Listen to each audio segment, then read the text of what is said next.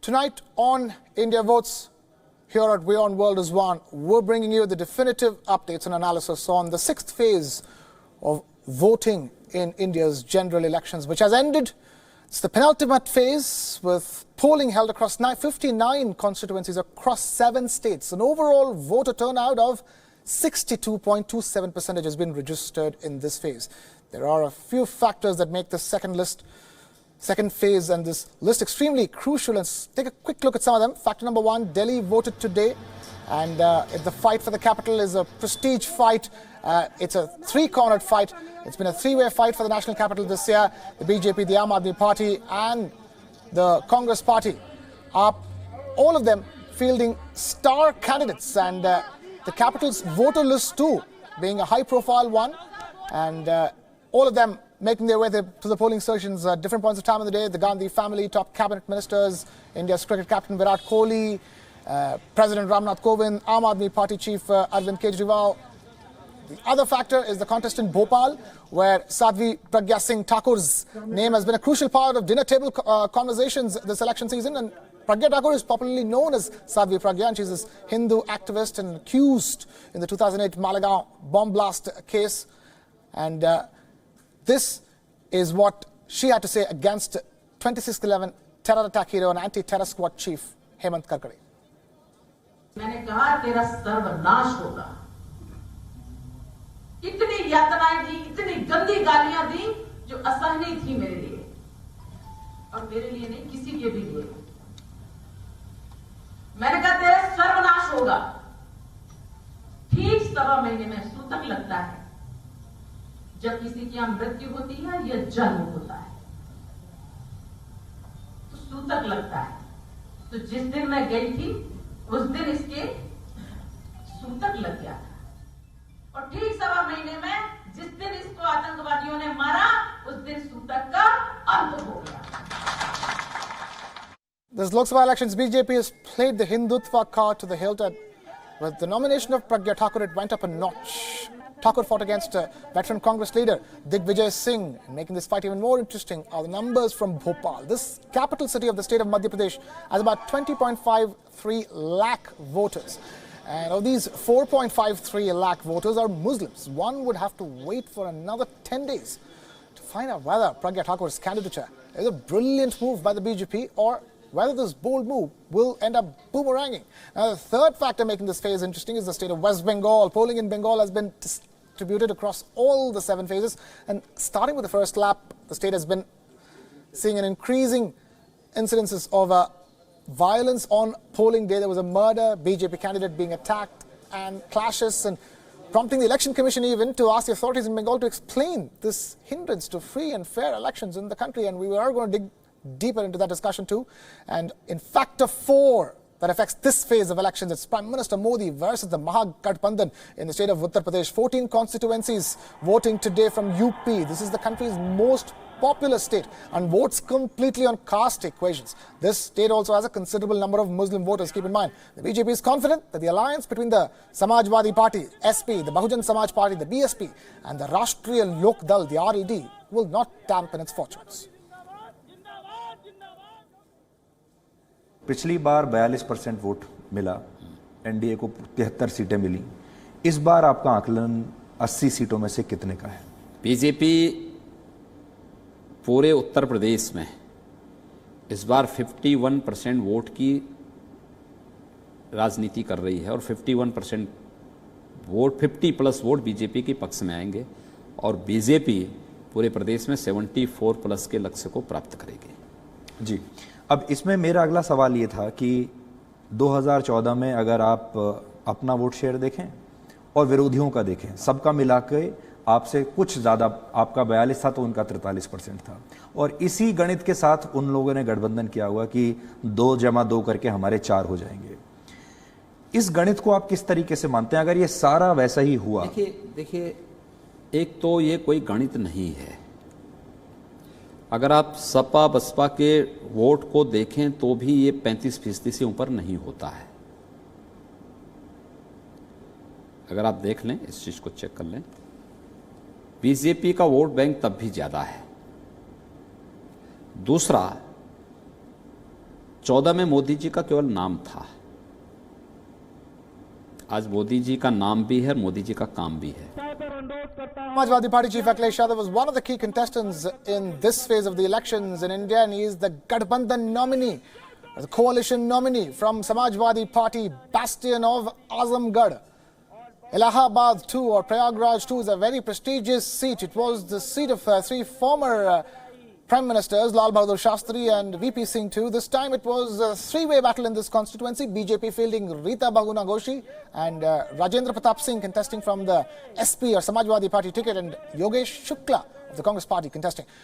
Which way UP, Uttar Pradesh's 80 seats swing could play a key role in determining the BJP's prospects eventually. And finally, factor number 5, the battle of Kurukshetra, if I may put it that way.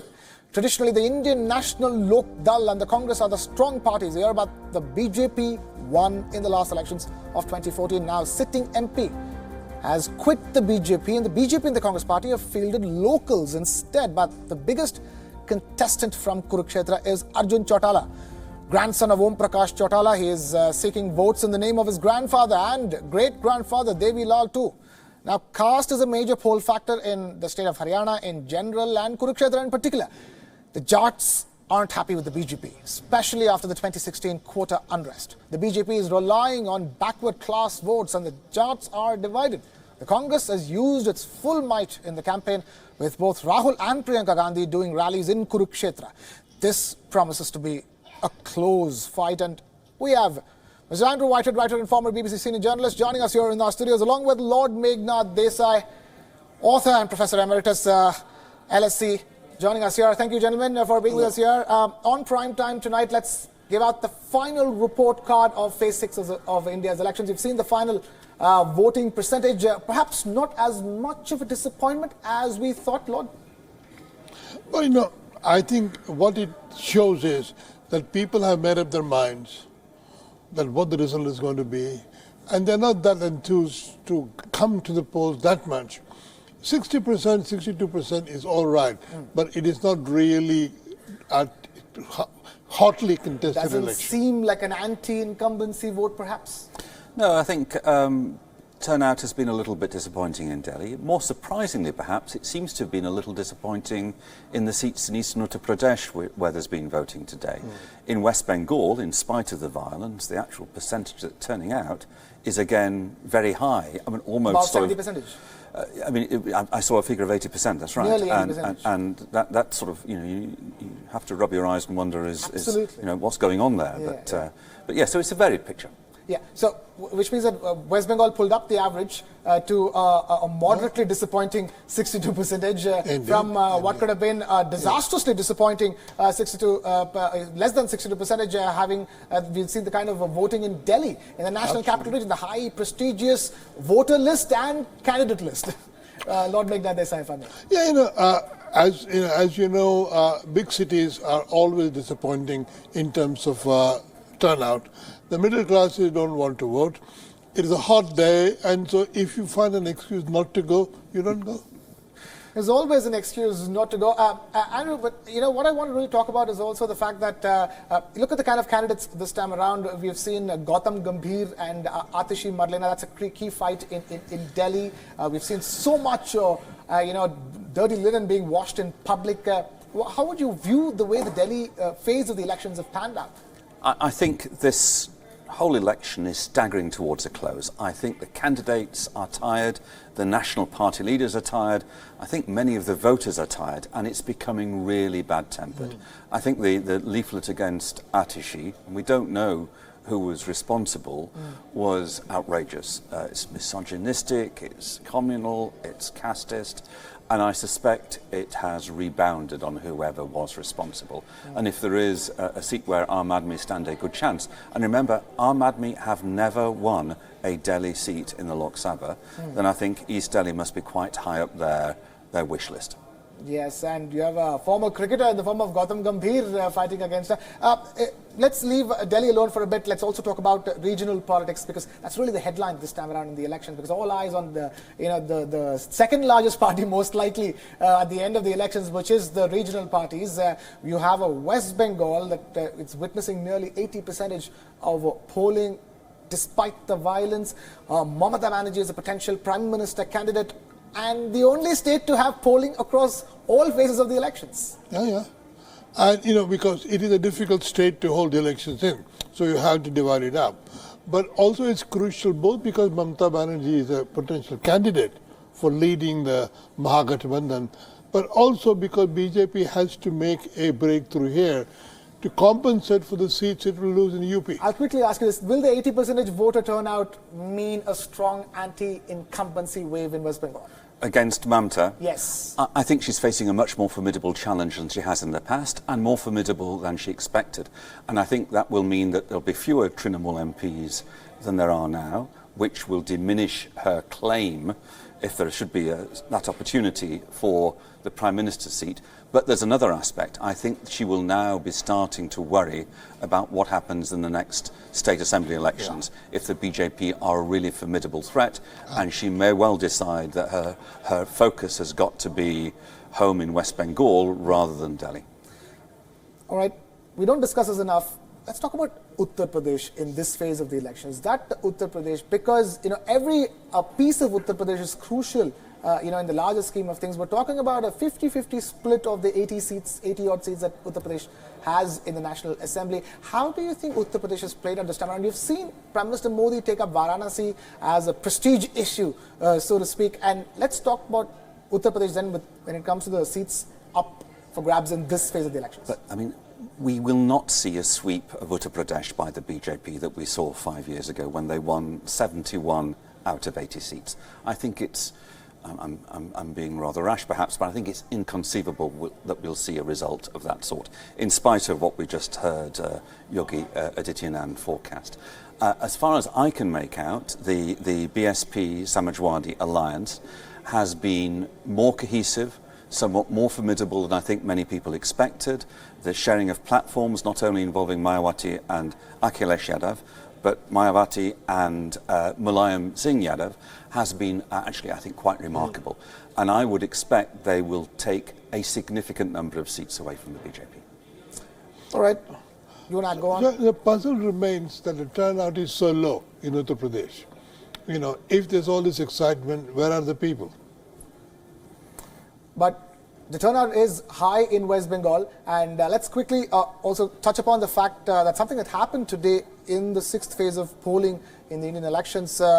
There was West Bengal where it was witness to a violent incident of a BJP candidate being attacked, heckled by locals, in fact, at a polling station in Ghotol. Stones were pelted at this BJP candidate who was once close to West Bengal Chief Minister Mamata Banerjee, and Ghosh's private security resorted to a lathi charge to disperse the personnel who attacked by stone pelters. And locals claim that Ghosh came to the polling station to disrupt the polling process, and fleeing the attack, the BJP leader had to first take refuge in a temple, then at a police station. Meanwhile, Ghosh has said that the locals were acting at the TMC's behest. It's not the first time that a candidate was attacked in this election in West Bengal. BJP MP Babul Supriyo's car was vandalized in Asansol. CPIM's Mohammad Salim's car was vandalized when he went to vote in Raniganj. Both the parties have blamed West Bengal's ruling party, the TMC, and the TMC is not any stranger to violence, and the state of West Bengal also on polling day. Let's move away from West Bengal and what happened today to, again, the bigger picture of some of the other seats that were up for grabs today. Leaving UP and Bengal aside and Delhi aside, what other factor, if we were to think of it, it would be the Sadhvi Pragya Thakur factor, because Bhopal again is a BJP stronghold since 1986. The BJP have held on to that seat there.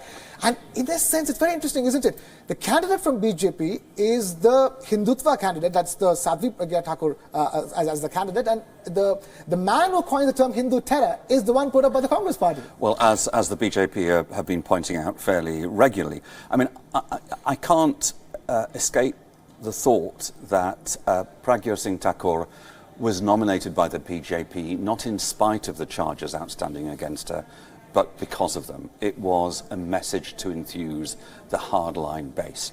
It's a very safe seat, of course, for the BJP. It's a seat they've held for more than 30 years. I was talking to somebody who's been in Bhopal, a very keen and seasoned political observer, and he thought it was going to be close and that Digvijay Singh was running a good and effective campaign. Yeah. But of all the seats that there's been voting today, I think this may well be the most interesting. Most interesting going which way?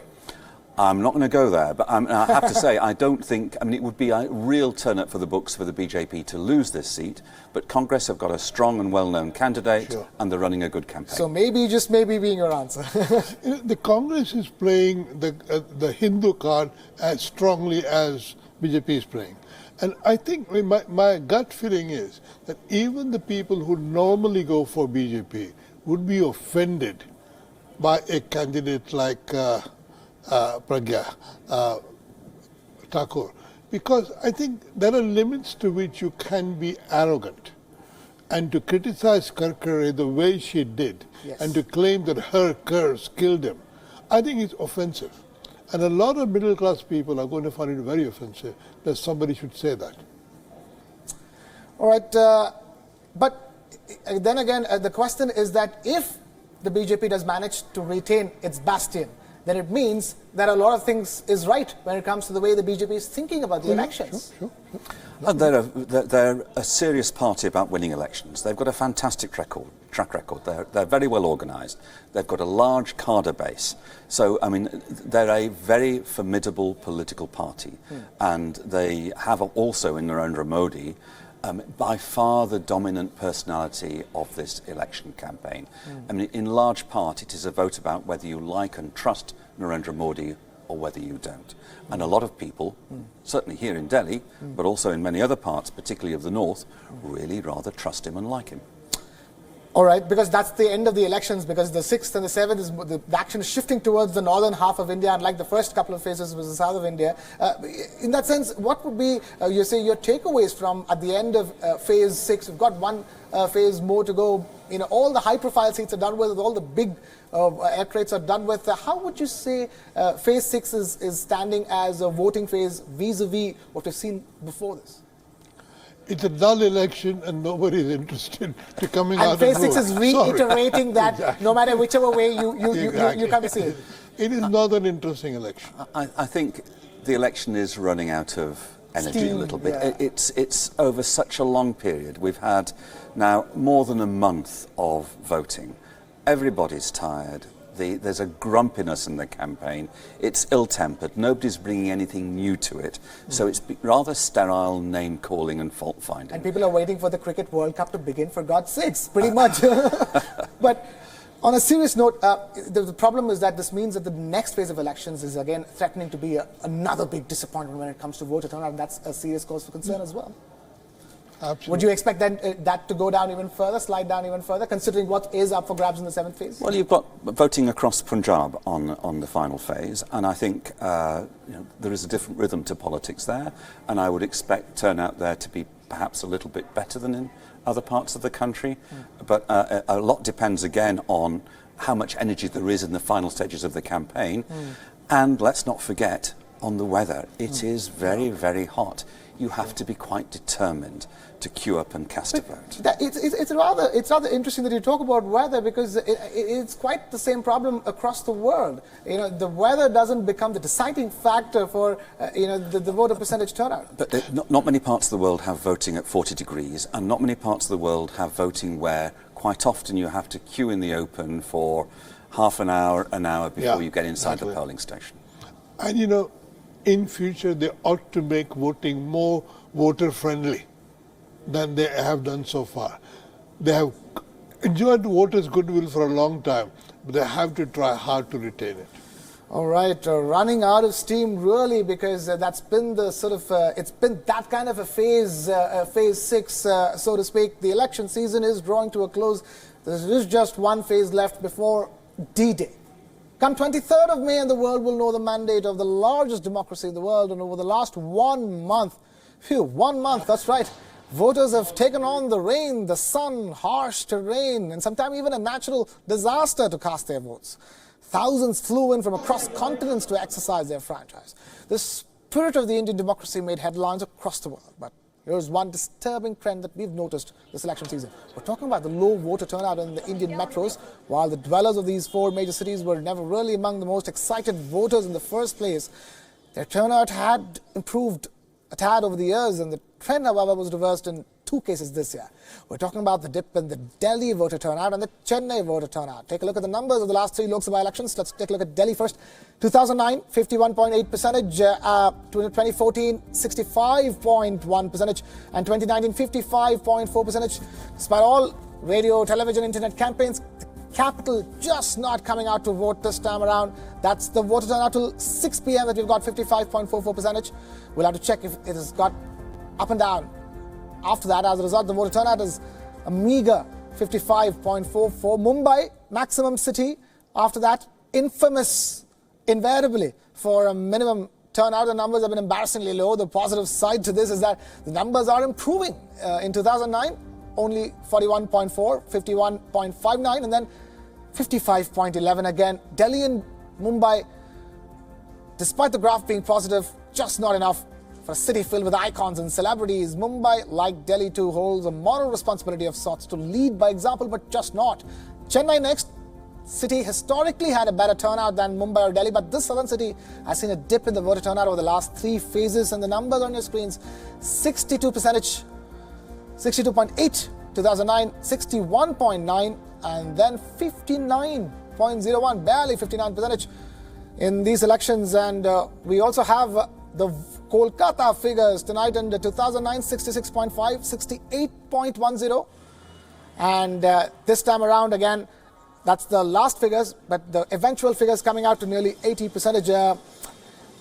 That one last thought, because we really should talk to the people watching us tonight on this broadcast here on Wion World is one, which is the middle class and the upper middle class of this country. And it's not the same way across the country, because Chennai has a problem in the form of not having enough big faces like a Amma or a Kalanyar for people to come out to vote. Hence, the voting percentage has taken a sharp dip, whereas Kolkata coming out to vote in big numbers. Delhi and Mumbai particularly, the 2 of the most talked about cities in the country, consistently being this way. And that's because dinner table discussions never really translate into serious political opinion, does it?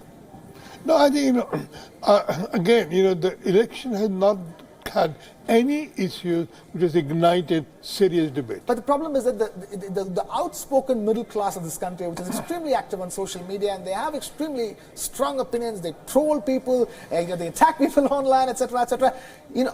All the debate is hubris. But for the rural poor, casting a vote is one of the very few expressions of power that they have.